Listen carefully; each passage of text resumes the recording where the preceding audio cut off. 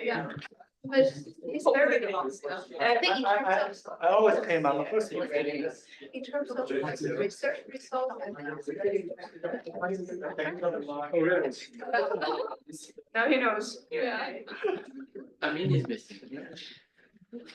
You were there. Yeah. You were there, actually. That's just what I mean. Oh, yeah.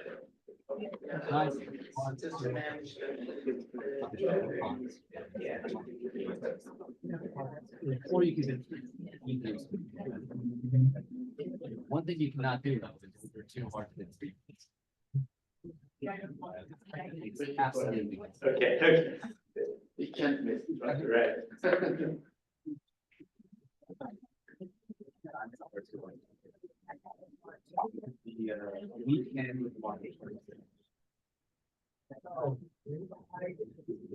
When I'm open. He just came in.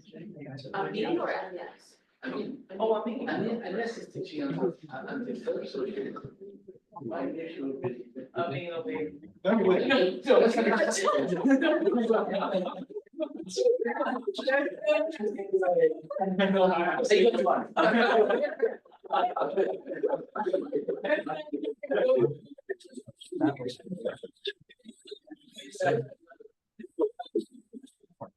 Oh my goodness. Oh my goodness.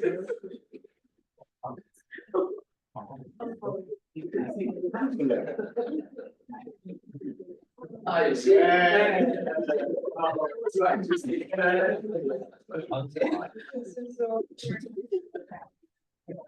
So it's a great pleasure to have John Birge with us today. Thank you, John. John is a distinguished professor at the University of Chicago, Booth School of Business. He's an expert of stochastic optimization with various applications to industries, including energy, finance. Today is going to be finance, healthcare, manufacturing, and transportation. John is the recipient of multiple awards and honors, including Inform's Fellow, IISE Medallion Award, election at the National Academy of Engineering. Please help me welcome John.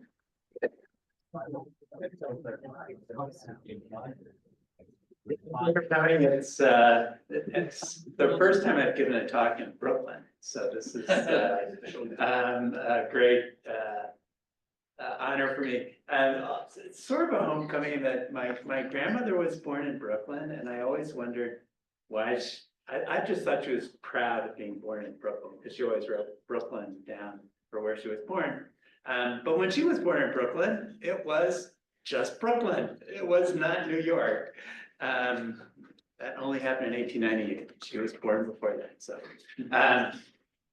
but it's a great pleasure to be here talking to you at NYU. Tandon also, I was a great admirer of Peter Carr, so it's great to be in Peter's department as well. And he was so sorely missed. I'm going to talk today about asset pricing. So most of this is going to be pretty empirical in nature, but what interested me is that when we think about the way we view assets, most of the time, like we're looking at equities like stocks. But an equity has within it an embedded option, which is kind of the option to default, just to give up the firm and take advantage of limited liability. And that nonlinearity creates differences in the way prices are constructed from what you would get if you just had a linear asset pricing. So what I wanted to look at was what are the effects of the nonlinearity, and can we see that in data? If we look at the data about how returns actually are distributed, can we observe these nonlinear? So that's going to be my focus. I had a former PhD student I worked with, Marco Zhang. He's now kind of an entrepreneur, but this was also work that he did as part of his thesis. And so, so in order to focus on this, I'm gonna talk about default risk and recovery risk, and I'll try to explain those issues as I go along. Okay, so first off, I'll kind of give you some motivation about this, and then sort of this nonlinear model, which is basically embedding an option into the value of an equity. And then I'll start to look at how we can observe it in different ways. And first, I'll kind of split up equities into portfolios and look at how they behave in different portfolios. And then I'll talk about how we might think about exposure to default or exposure to recovery. Both of those things have a systemic or systematic component. That is that they depend on the entire economy. And perhaps also idiosyncratic. And for pricing things, we'd like to differentiate those things that are systemic or systematic from those which are idiosyncratic. And then I'll talk about how this relates to size and value. So my colleague at Chicago, Gene Fahnemann, won a Nobel Prize based on saying, well, you know, kind of everything depends on the market, but then he said, oh, but there are other issues like size and value, and then potentially profitability and other factors, liquidity.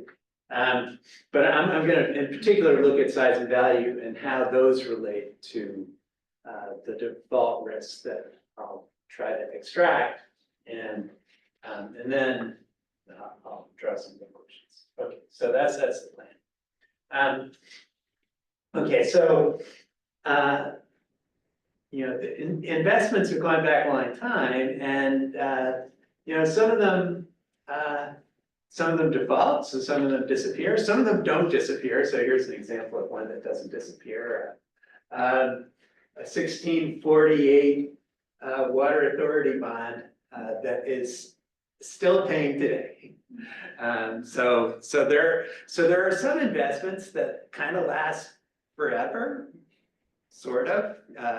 You know, so this Dutch bond still being paid today.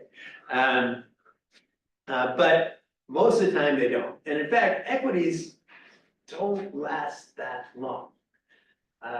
You know, if you look at the Dow Jones, you know, you go back to the beginning, none of those stocks are still. So they don't last that long. So most of the time, something is going to default. Something is going to change.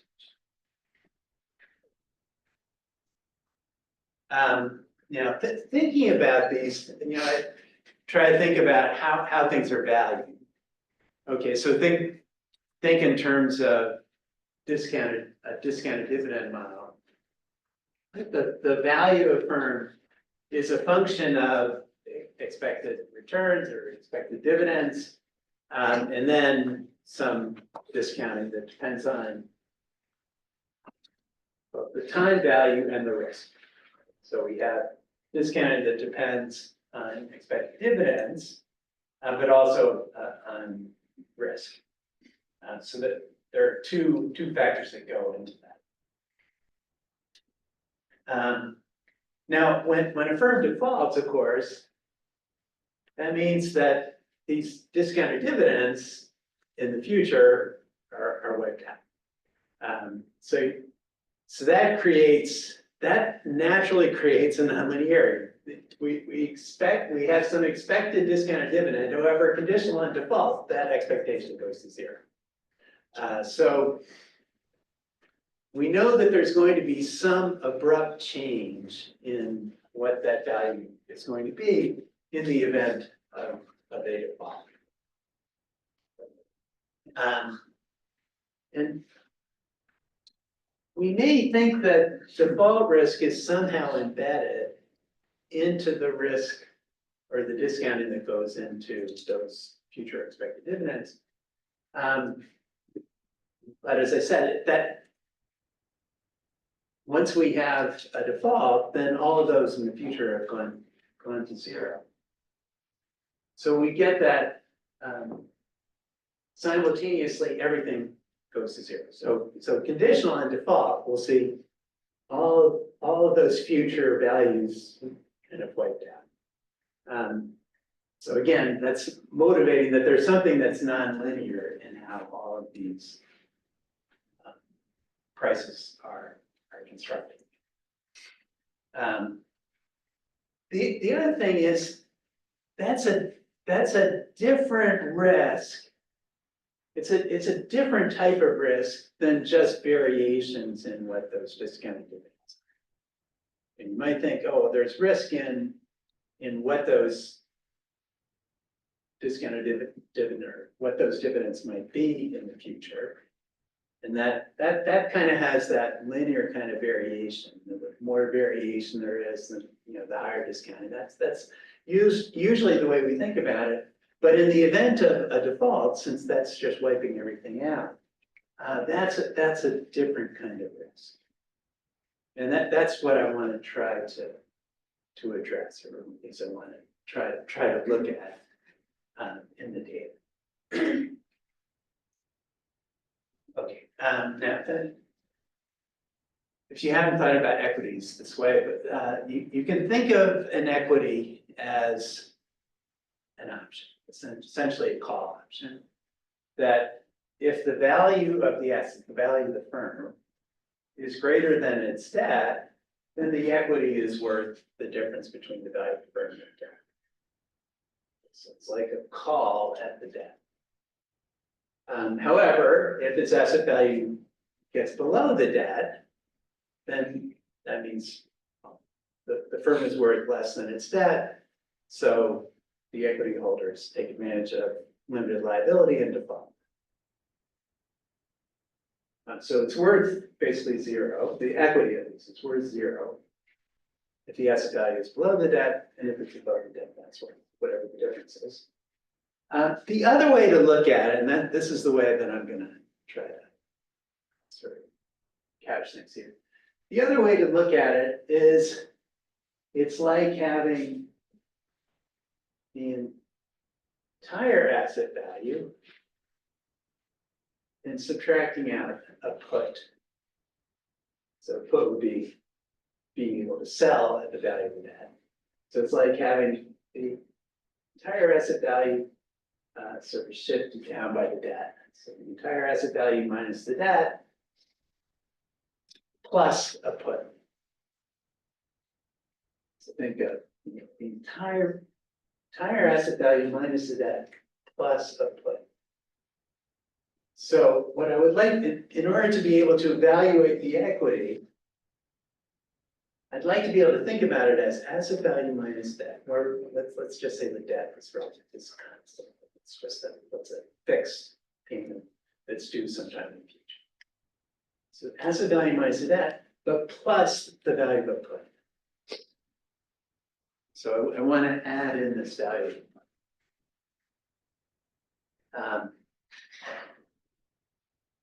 Yeah, incidentally, this kind of framework, if you're familiar with Moody's, how Moody's constructs values of fixed income assets. This is kind of their construction for fixed income, but it's oriented towards equity in this case. It's just putting this in terms of the equities. Okay.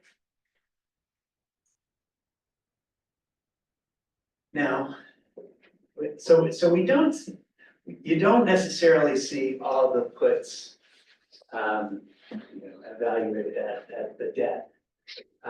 They may not trade, but the things that do trade are credit default swaps. So I want to take advantage of the fact that we can see credit default swaps, and credit default swaps are protection against debt. So they get a payment of, their protection against the firm default. So in the event that the firm defaults, its assets get below the value of that. In the event that the firm defaults, then a credit default swap would pay the buyer of that credit default swap the debt, and then times 1 minus the recovery. If you're wondering, well, how do they decide on what the recovery is? It's done by auction, and the auctions actually happen relatively quickly about how much recovery is going to be. What people expect the recovery to be. Although it does vary a lot. Go back and look at what recovery is. It goes from very, very little, like Lehman Brothers, 7%, to a lot, like almost 100%, for some people. So we'll see debt, and then embedded in this is both the chance of default, which is either that you have some kind of payment, and then also the recovery. So it is designed to provide protection, particularly for someone who holds the debt of a firm. They hold the debt of the firm. They want to be protected against whatever they might lose, and what they might lose is whatever would be the debt, and then what they can't recover, and that's what this is. Okay, so this is something that we can see, when this 1 minus recovery is often called the loss given default. Notation made sort of well known because of Moody's came to they always use LGD.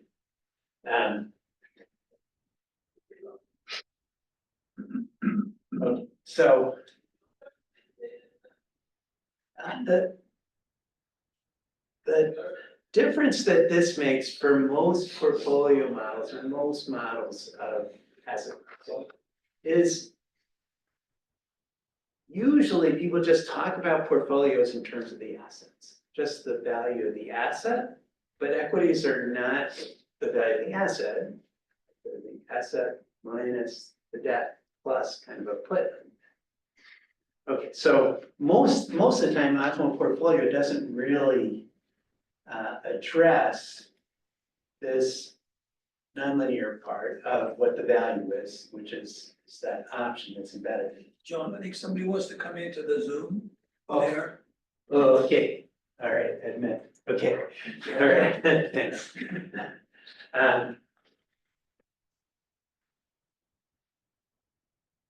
So now, and the other thing also that kind of irks me is that people talk about the market just in terms of the equity, but we know that if you just look at the equity, like if you just look at the S&P 500, you're missing all the debt, right? So you don't have any debt in the equity portfolio, right? So that's a lot of what people invest in.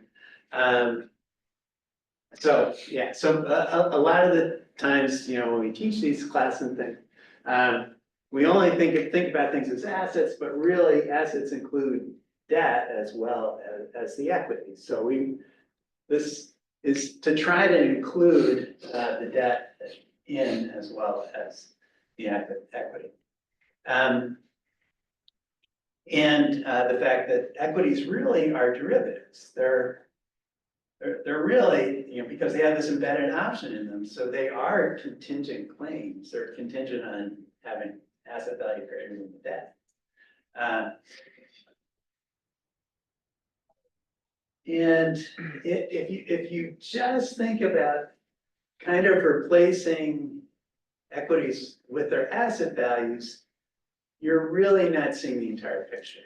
In fact, you're not, because that's a third of most of the equities or most of the asset values. You're missing a big part of the picture, and you're missing the skew, the nonlinearity that's introduced because of the possibility of default. So that's kind of what I want to address here. Now this is just to explain, if I think about what the value of an equity is in the future. So your E1 will be sometime in the future and E0 is right now. And now if I'm looking at, well, what's the expected return on the equity? It's the expected return on the asset plus whatever would be the relative future value by the put at the value of 10. So you can think of, well, it's the asset value. Now, we might think that the expected return on assets, that might agree with something like the CAPM model. Or the French three-factor model, or something that just deals with the asset, just with the linear part. That's with what we can predict linearly in terms of returns. And then something that has to do with some kind of put or some put that's placed on the asset value at the debt. Now, as I said, the puts don't explicitly trade, at least they don't trade it. Might be able to buy a put on the equity, but puts on the asset values don't trade. Just because it's a put on the asset value. So put on the asset value doesn't necessarily trade, but what does trade are the CDSs. I have a question. It's weird because, you know, I would expect to see there expressed in that formula, the leverage of the company. I mean, you know, asset vol is 2%, equity vol is 20, right? So that formula, where is the leverage of the company in that formula there? Yeah, that's gonna be, So it comes from there, yeah. That's gonna be. Because it looks like they're almost the same size, and they can't be the same size. Two rooms can't be the same size, they have to express the leverage, right? I mean, the equity return. Yeah, So so it's over the leverage is gonna be in here. This is kind of getting at the leverage. The more levered they are, the higher value, but relative to the. Yeah, thank you. Yeah, now, as I say, we don't explicitly see this, but what we do see are the CDSs. And what's good about the CDS is the CDS is always forward-looking. It's always expectation-based. And if I just, what I want to do is to distinguish it from accounting-based. Because accounting-based is always backward-looking. Right? It's always looking back at what has happened. CDSs are priced on the basis of future expectations. So they're always forward-looking. So they contain within them forward-looking information. The other thing that's good about CDSs is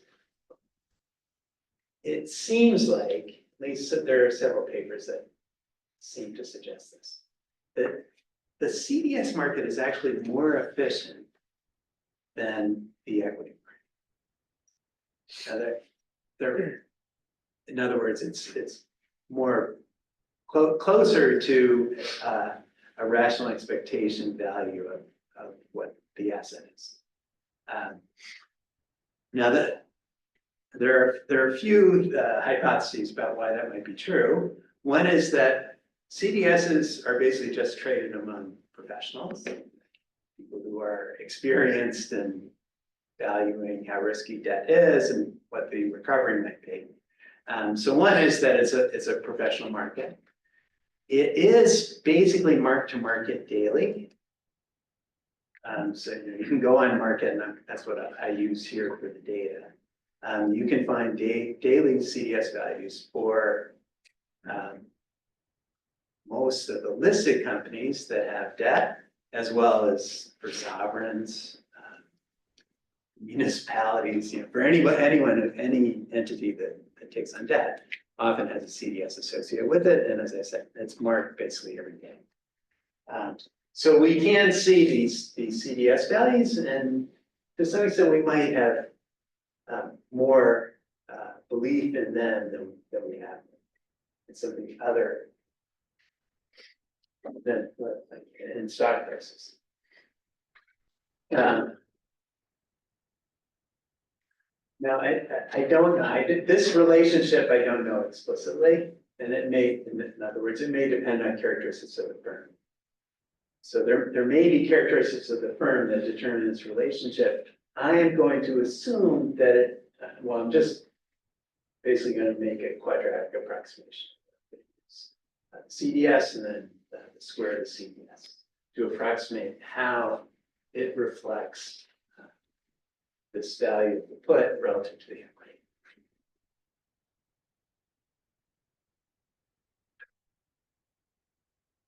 Okay, so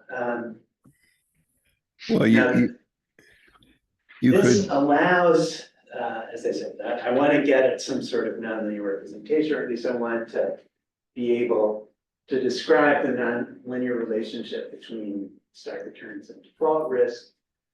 There are other people, these two papers, for example, who have looked at relationships between visual stock returns and default risk and tried in some ways to have a nonlinear pricing model. The other thing that this may capture, and which is often inherent in the CDS value, is there may be different things that managers do when firms get close to default. That's again something that Moody's does. Like if you're familiar with the Moody's basically debt valuation model, the way they do that is kind of empirically fitting the behavior when you get close to default. So managers may behave, for example, risk shifting. They may have risk shifting actions. They may invest in things that they wouldn't have invested in if they were further from default.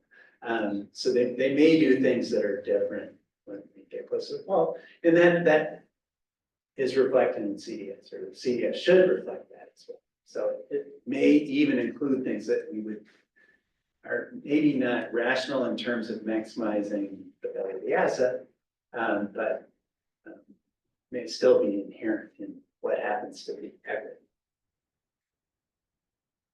And as I said, it's a forward-looking instrument. And a lot of times people just use accounting, but accounting is always backward.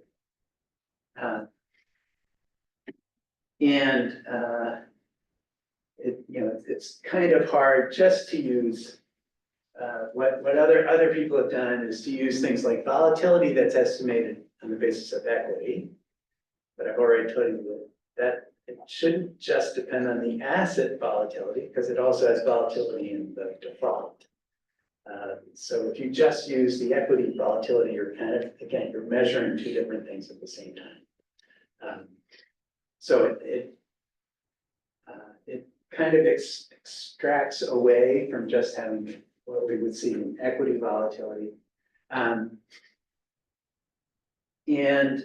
other kinds of other ways in which people sort of use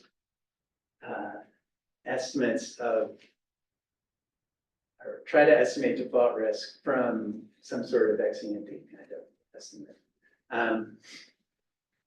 The other thing it includes is recovery risk, which, as I said, is very can be really volatile. Recovery and also recovery risk is kind of U-shaped. I don't have that plot here, but I plotted it out for the last 20 years. And basically you see lots that are really closer to zero, lots that are close to one, and kind of little that's in between, right? But people always say, well, let's just average it. It does average to like 60%, but there's hardly any firm that has 60% recovery. There are like lots of firms that are close to one and lots of firms that are close to zero, and not that many that are around 60%. But the CDS again reflects it, because people know what, whether these assets can be recovered. I know when they run CLOs, typically run 70% recovery. 70%. For CLO assets, yeah. Yeah. Like you said, the equity return IRR will be 18%.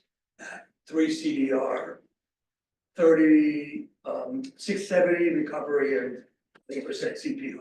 Yeah, You run the portfolio with that assumption, then you look at the yeah, yeah.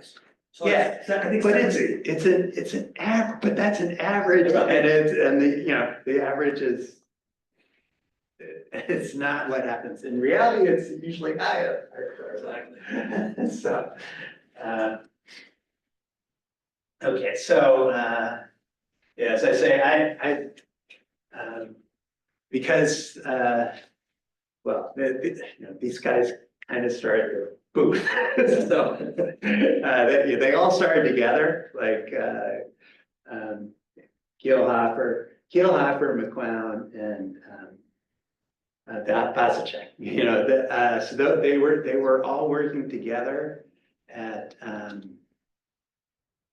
well, at Barclays, and before that, there, I can't remember what, and David Booth, we're all working together.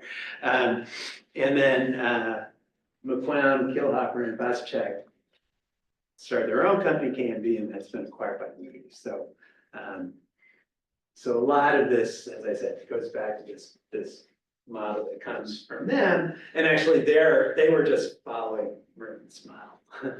So, but with some, as I said, with tweaks like trying to estimate what happens empirically when firms get close to fall. There have been others who have looked at this. The paper that's kind of closest to this one is by Maria Vasu and her student Shane. But they use just these accounting-based measures. They come up with some different predictions because I think because that's again going to be kind of backward looking relative to what I'll be doing, and they don't include recovery. And recovery, as I said, it can vary a lot, so it does have an effect on what these values are. It's also because things like the recovery or loss given default, because those may actually depend on some characteristics of the firm. This actually means that embedded in the equity returns is something about firm characteristics. So, it's not just systematic risk factors, but also firm characteristics that that interplay with how these returns might appear. And there's some other arguments. So I'll mention this last paper, but Richard McGowan and some of his colleagues. You know, they explain the use of firm characteristics in terms of portfolios, and say that actually firm characteristics make a difference in terms of how often you have to trade. So you may actually be taking advantage of firms with different characteristics so that you avoid transaction costs. Okay, so now, as I said, I'm mostly going to talk about the empirical analysis. I want to see how well this nonlinear relationship, which involves quadratic, perhaps a quadratic relationship, with respect to the CDS values. And I also want to see if the CDS is capturing something else in the environment. Is it, or does it represent an additional systematic risk factor? So is it something, I think of like size and value? Is it capturing something else? Is it, or is it already accounted for? So see whether it captures something independent from the common kinds of factors that go into factor models, or so it's already captured by what we're seeing in the factor models. Okay, so I'll look at, I'll use the S&P 500 mainly because most firms, like 80% of the firms in the S&P 500 have credit default swaps. So most firms in the S&P 500 have credit default swaps, and we can follow them for an extended period of time. I get the CDS values from market. I'm looking at the maturities that have the most trading in them. Usually those are a year or 5 years. We look at those kinds of maturities, and also the CDS that are basically have the highest value, that are attached to the most junior debt. Yeah, this is something that started a long time ago, so actually we're in the process of redoing it with all the data through now, but I'll show you the results up through 2014. Okay, here's just to give you an idea. Over this period, these are the average CDS spreads. You can kind of tell 2008, 2009. 20 times greater magnitude value of the average CDS, 2009 relative to 2007. And then you see back down, and it's been kind of steady ever since then. Market cap, book value, so you can see that going up. And here we have the size and value factors. This is the factor that we're going to make up. So I'll talk about that one later. But these are the size and value factors, the market return over those time periods. Okay, so the first thing I'm going to do is I'm going to sort by CDS spreads. Now these would be the smallest spread up to the biggest spread. And then small firms means firms and large firms. So I'm splitting them into 3 sections, so 3 terciles. And I'll either do it equally weighted manner, or I'll do it in a value-weighted manner. And look at the average annual, actually, average monthly return within the different groups. So this would be for those that are at the strongest, in other words, least chance of default. And the smallest firms would have a 1% average monthly return versus those that have the weakest amount of debt have 1.5% average monthly return. So you see that difference. And then looking at it in terms of size, smaller firms appear to have higher average monthly return than larger firms. And in terms of value, higher values, higher average monthly return than the lowest. And then you can see a little bit here in terms of going to firms that have higher CDS values, have weaker in terms of probability of default. So we see kind of trends, the trends you would expect in terms of value and size, but also this trend in terms of the CDS spreads. And where you can see it's somewhat more significant in the value-weighted. Value-weighted appears to be significant in all of these categories.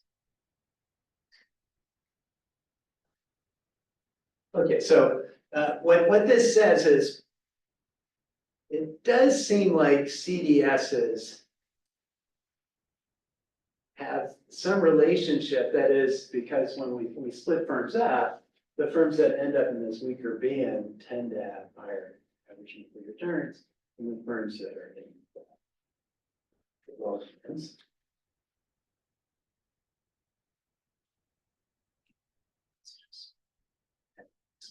This.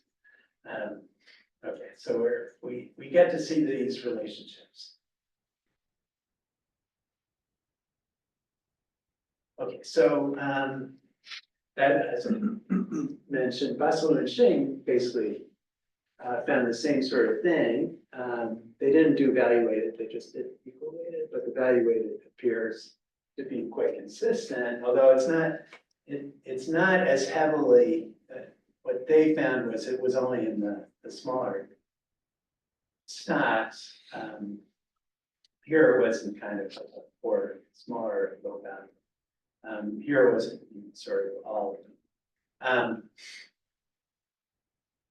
And yeah, it does have it.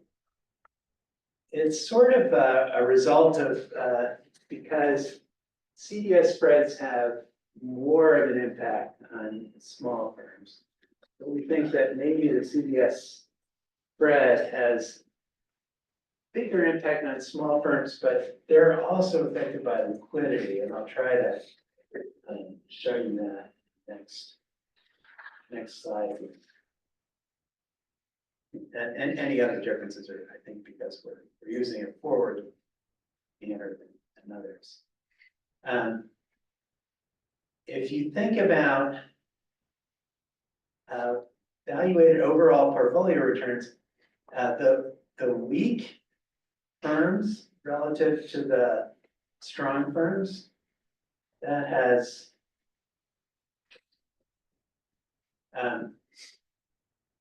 you get a higher average monthly return. So this is kind of just like with the French. The French factors. If I take investments at the top third here and short the bottom third, I'm getting average about 2% per month, or 2 basis points per month.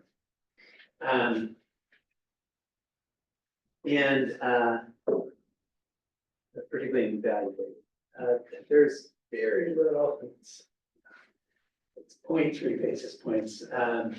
In the equally weighted, but certainly unevaluated, see some kind of difference here. Okay, now there is a little bit that is anomalous if I look a little bit deeper into these weak firms, the firms that have very high credit default swaps, which means that they're probably close to default. So now if I split them instead of just the top third, if I pick out the worst 5%, they're a little bit worse than the ones that are not quite as bad. Super. They're a little bit worse than ones that aren't quite as bad in the small group, but here, like, geez, actually, somewhat better.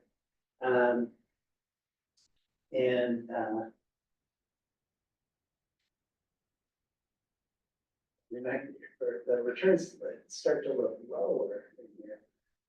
Maybe there's some difference over here, but those don't seem. Oops,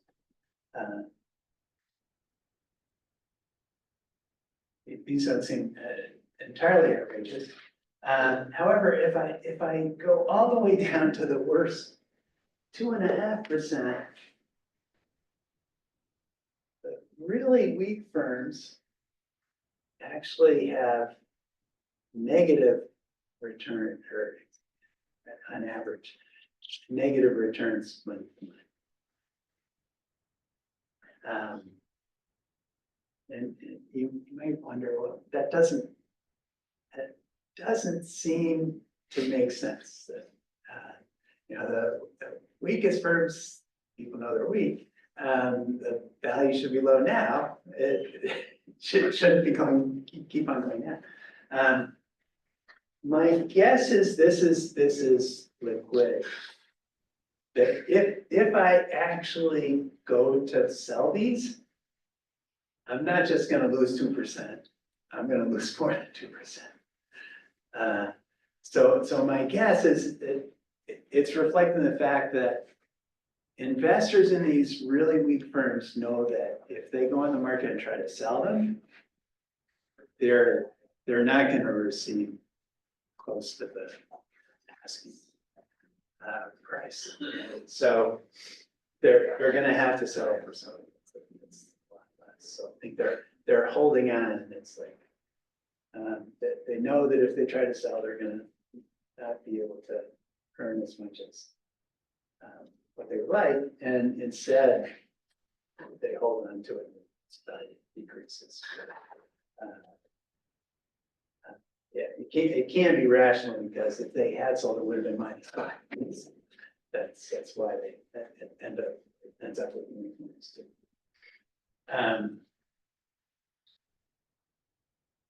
Okay, this is just to show.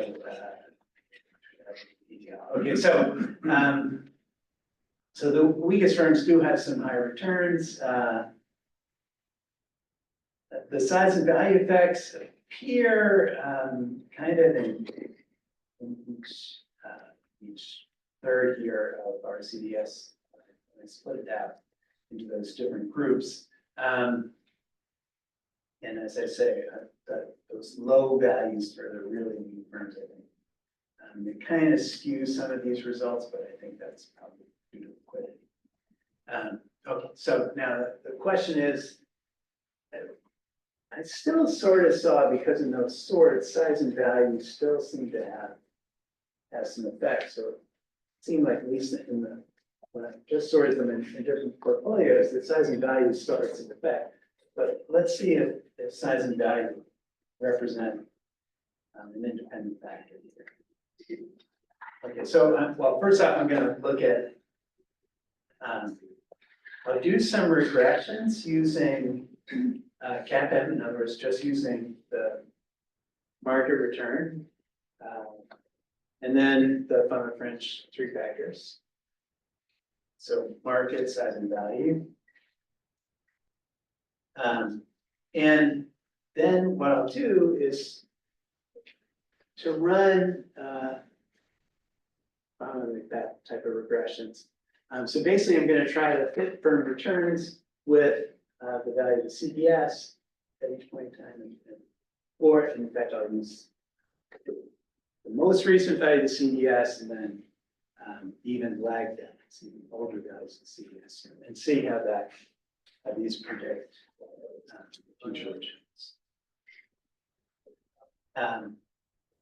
So overall, there is some significance. Okay, so just to show you how significant these are, this is the top panel is just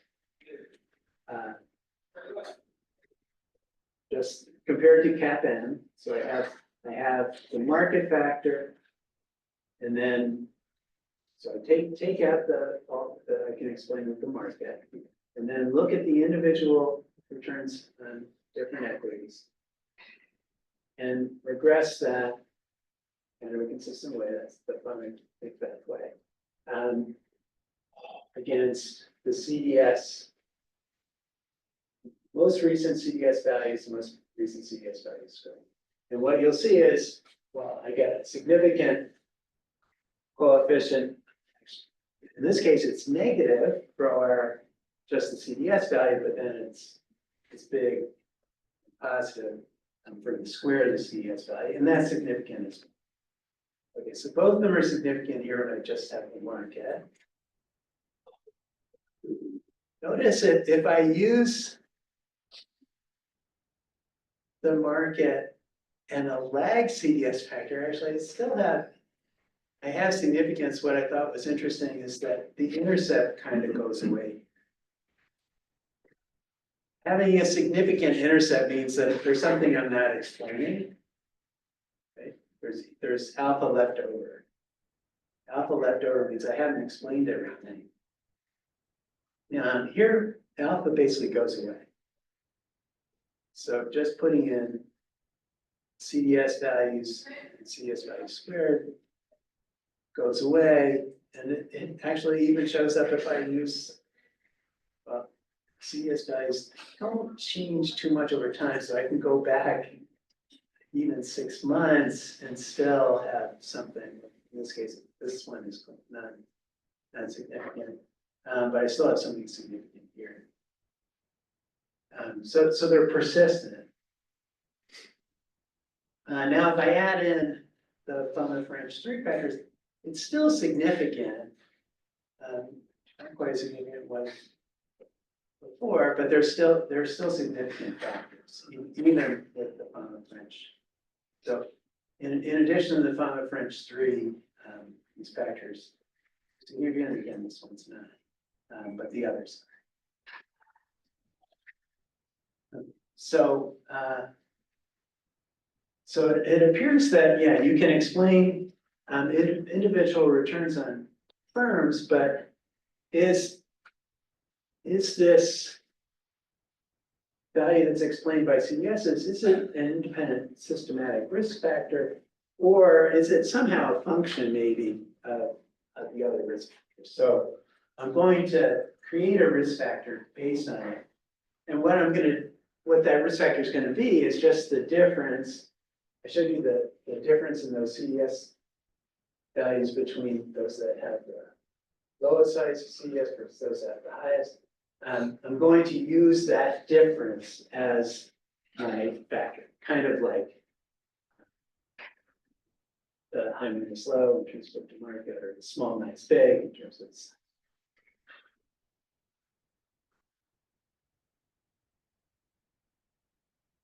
Okay, so this is going to be weak minus strong. So that's basically how I constructed this risk factor. I just take the value weighted return of the strong portfolio minus the value weighted return on the weak portfolio, and want to look at whether this adds anything beyond size and value, and whether actually it can be explained by size and value. And so here's what happens with the generalized method of moments model test. If you're familiar with, for instance, J statistic, yeah, so you'd like it to be low. That would be that it has good explanatory power. You'd also like the p-value to be high. The fact that the p-value here is low means it's not explaining everything. It's not a perfect model, so it's pretty surely not a perfect model. But you'd like that lower value. So if I just use the market, this has a Hansen value of 39, but when I put in this weak minus strong, I do get significant coefficients. So these are significant when I just have the market. It's also significant when I have all 3 factors. Now, it's not as significant when I have all 2 factors, but if you look at the effect it has on the 3-factor portfolio, the effect on the 3-factor portfolio is basically to make size and value less significant. It also makes this J statistic go down. So reduces the J statistic significantly, and as I said, it has that effect on the size of value. The coefficients are reduced a lot. They're still significant, but the coefficients that are associated with them are much smaller.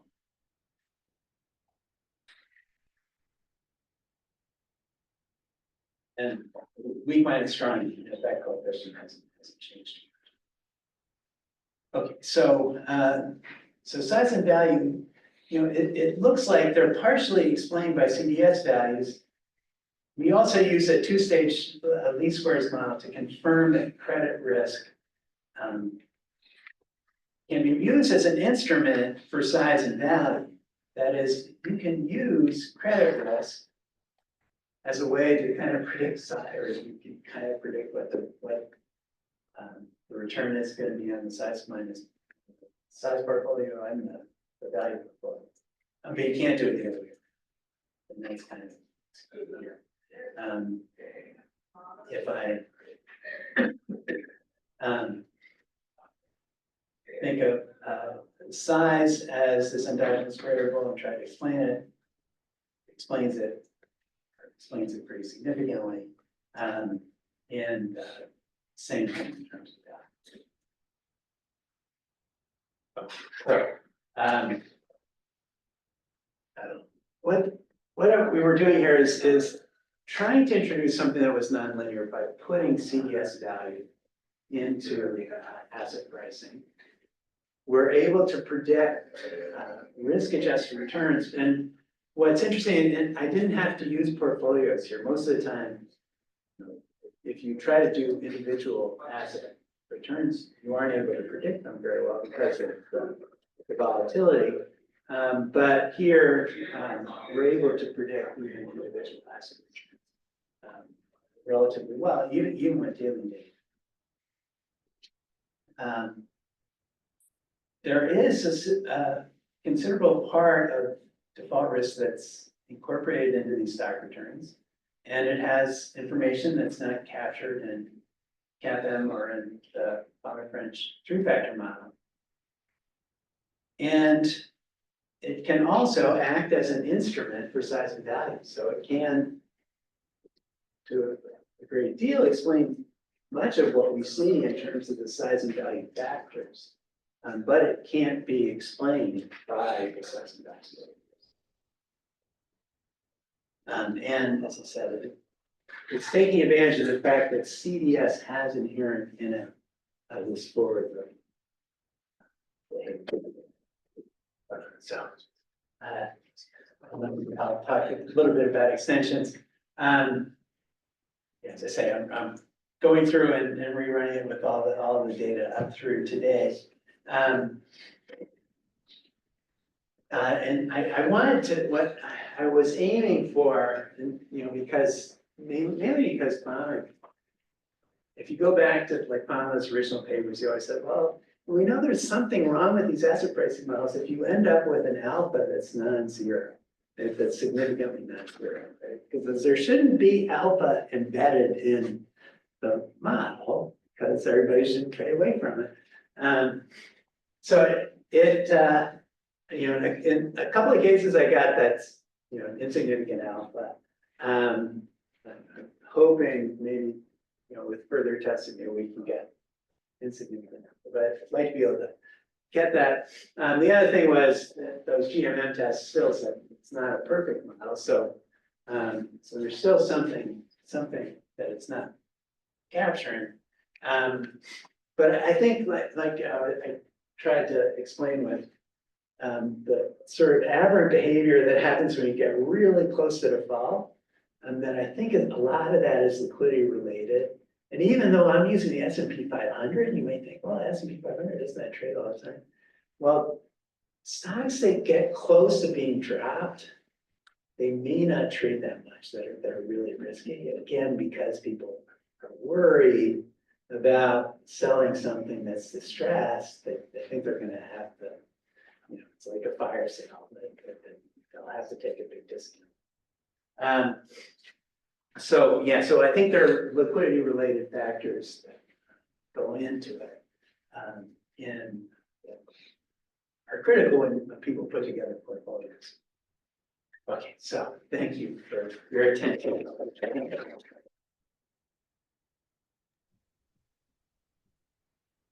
Okay. Any questions?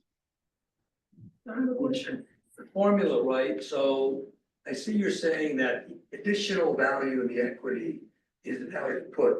Now there's how I think about it, right? So value to put is a function of at a future date, the level of the asset value and the volatilities. So the CDS you expose some of that. Yeah, Obviously, more volatility, the market's gonna charge more Yeah. for the CDS. right, But the other dimension, in other words, if I sort of say, what are the future realizations of the price of the put? Depending on where the asset value can be and where a bond's gonna be at that. yeah, so something it's that's also pretty- predicting pretty future, relationship. right? it's Because- predicting future volatility as well, yeah, so, but that's what I like about the CDS is, it's kind of pricing that in. This whole theory. Oh, I see, the future value of the. I'm just saying in other words, like, so I. Yeah. I want the asset value. If I had the entire tenor of CDS, right, like. And that, even now, it was so wouldn't work out, but the point is, you want to value the put at some future date to determine your true return on the. Yeah, on the equity, yeah, right? yeah, But that's gonna depend on the underlying level. but that's, and the vol. and the vol, But yeah, the CDS won't see it won't see the the future. uncertainty of the asset value, right? Yeah, But so that's. that's the volatility, because it's more volatility in A, more chance of falling below the full point. And Right, the CDS should cost more. So it sees the movements in, it sees the future vol level, so to speak. yeah, It doesn't really see I think the uncertainty level of the asset value, see what I mean? Which goes yeah, into the value of the put, of course, which goes in the value play, yeah, I think. Makes sense. I think. Well, I think if I use different maturities, I might be able Oh, to, okay. I might be able to get that, that's what I. Think I might be able to use that if I had different maturities, but you're right, yeah, if I had. Different maturities, then I might be able to see what. It's kind of, what anticipated volatility is when. At these different points in time, Okay, yeah. yeah. Yeah, I have a question, couple of things, I mean. First of all, apparently you used S&P 500. You used the S&P 500 statistics for this. Now, of course, all those companies are by and large investment grade. The same applies to periods of last month, okay. So, Should you be excluding periods where the market behaves according to animal spirits versus Oh. rational behavior? Yeah, well. Yeah, that's interesting, yeah, so that's the equities. Yeah, the CDS market may be rational, but the equity market may be irrational, it's not capturing that, yeah. So to the extent that the equity market, there are periods in which the equity market might be irrational, it doesn't account for that. What does monthly return for CDS mean? Okay, so the so the way I was measuring it here was at least in my factor was the. Yeah, I can't see that. I'm return on of Zoom, so I can't see the this. portfolio of the highest CDS firm returns minus the portfolio of the lowest CDS firm returns. So that was the way, at least I was using monthly return for the factor. But otherwise, the other comment, I'm not looking at kind of the change in the CDS value, but I guess I had different maturities, I would be able to look at that. I didn't write it on the blackboard. Okay, periods of black swan events, so black swan presumably wouldn't be priced in the CDS market. If there's something that except the CDS market should be anticipating, people should be anticipating any kind of event. But if it's not anticipated, it won't be priced, so. Okay, Okay. any more questions from the audience? If not, then thank you, John.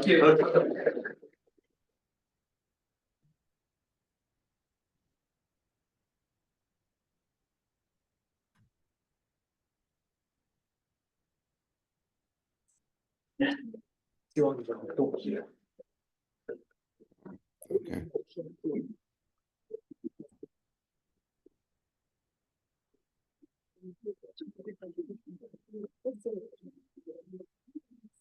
Yeah.